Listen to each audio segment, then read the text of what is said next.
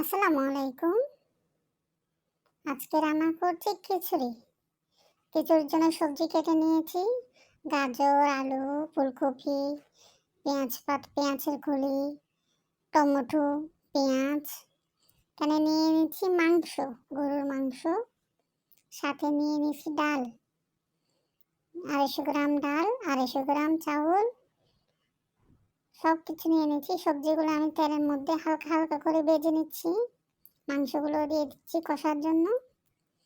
ভালো করে কষিয়ে নিব।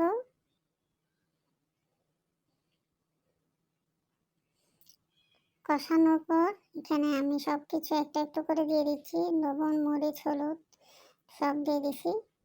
দিয়ে ভালো করে কষিয়ে নিচ্ছি।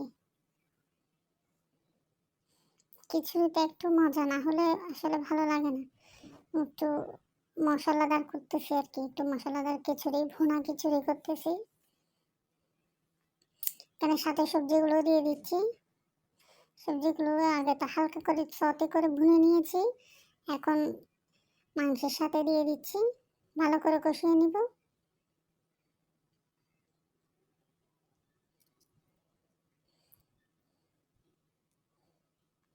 ভালো করে আমি উল্টায় দিচ্ছি।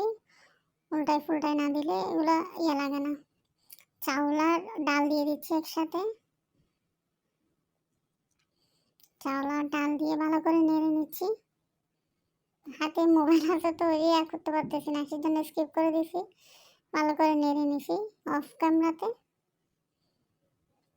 দেখেন রান্নাটা কিরকম হয়েছে, একদম বোনা খিচুড়ি ঝরঝরা। প্লেটিং করে নিচ্ছি, আপনাদেরকে দেখাচ্ছি। সালাদ নিয়ে নিছি,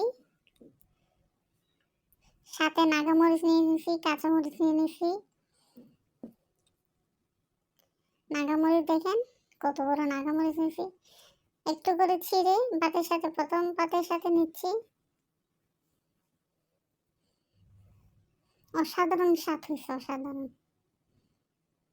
আপনাদের তো খাওয়াতে পারতেছি না, সেজন্য দেখাচ্ছি। কার কিরকম লাগতেছে জানাবেন কমেন্ট করে, শেয়ার করে জানাবেন।